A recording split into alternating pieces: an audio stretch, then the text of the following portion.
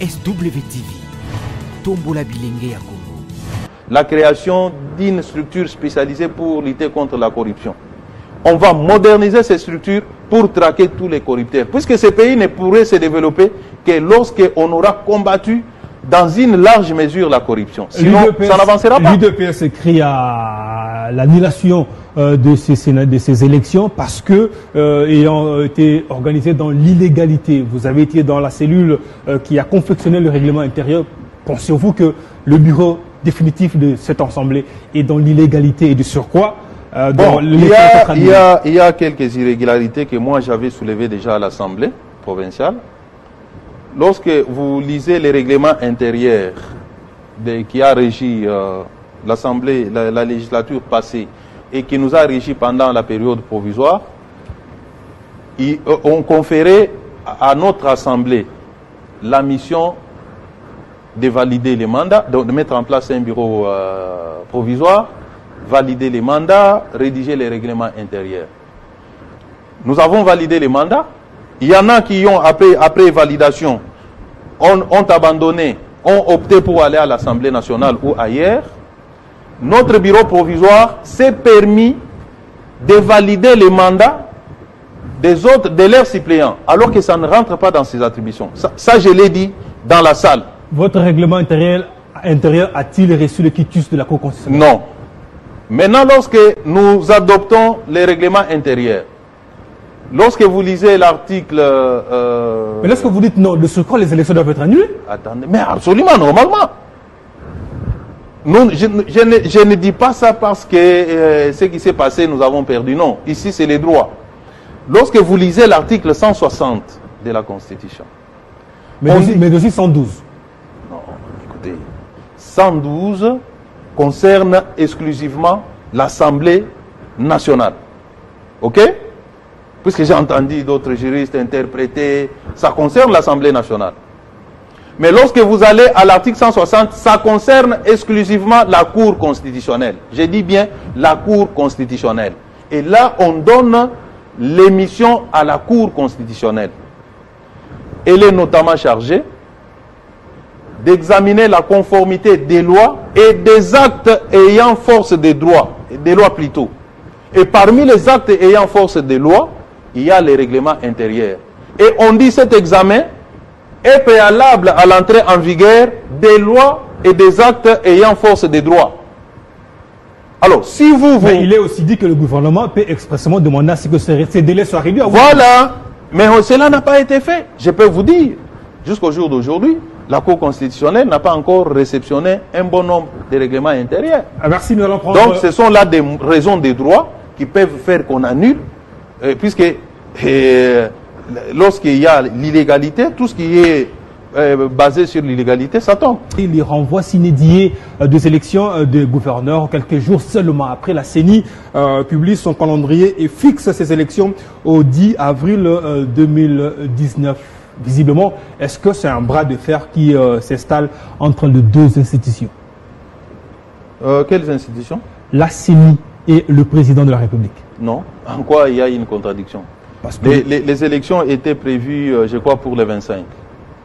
Le président de la République, au cours de l'interinstitutionnel, une sortie est sortie de renvoyer s'inédier. Qu'est-ce que vous entendez s'inédier? S'inédier. Oui, s'inédier. Sans suite au calendrier grec. Oui, ça veut dire qu'à l'infini? Non, on renvoie en attendant de fixer une nouvelle date. C'est tout simplement que ça veut dire. Il y a une différence entre renvoyer s'inédier et supprimer.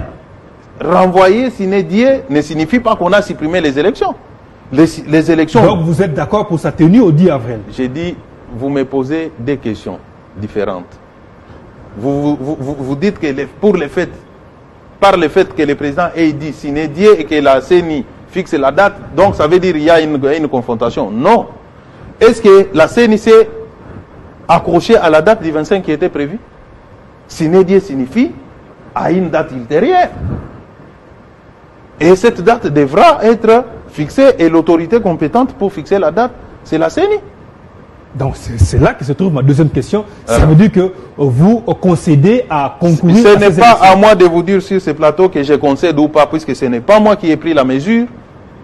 Et il faut aussi faire la différence entre moi, membre de l'IDPS, député provincial, et le président de la République qui est une institution, la CENI aussi qui est une institution. Donc moi, je ne viendrai pas ici vous dire que moi, je suis content de ce qui s'est fait ou je suis mécontent, non.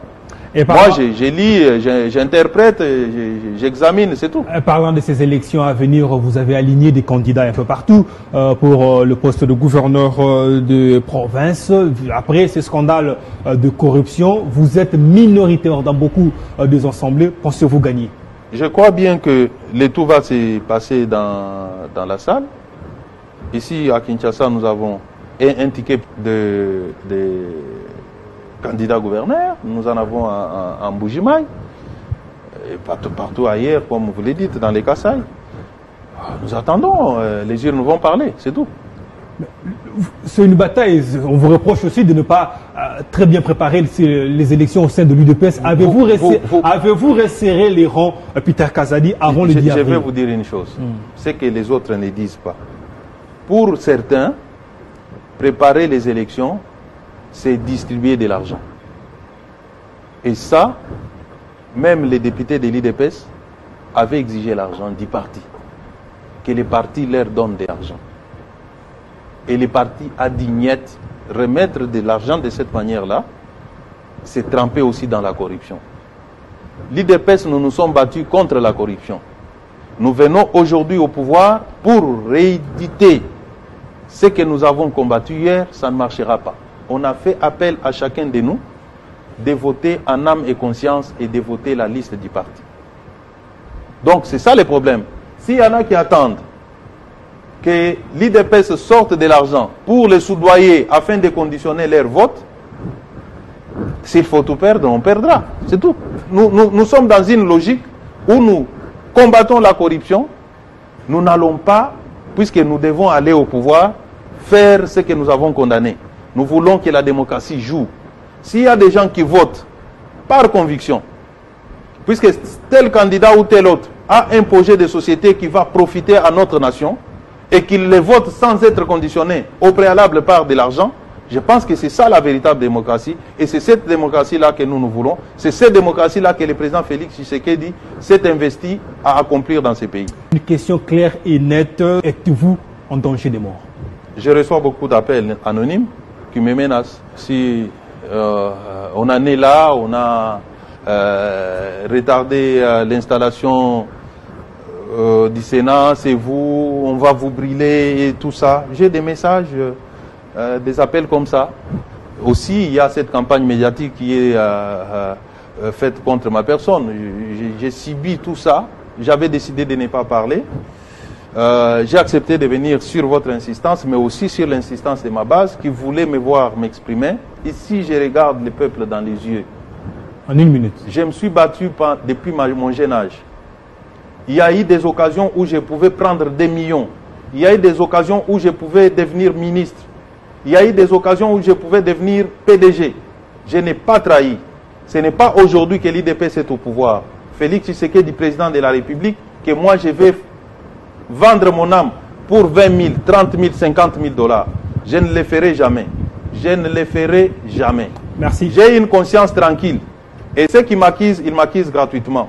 Tôt ou tard, la vérité triomphera. Merci. C'est par ici qu'on arrête cette émission. Je dis merci à mon invité Peter Kazadi. Merci d'avoir été notre invité. C'est moi qui vous remercie. SWTV, ya bilenge, pe pona bilenge ya Congo.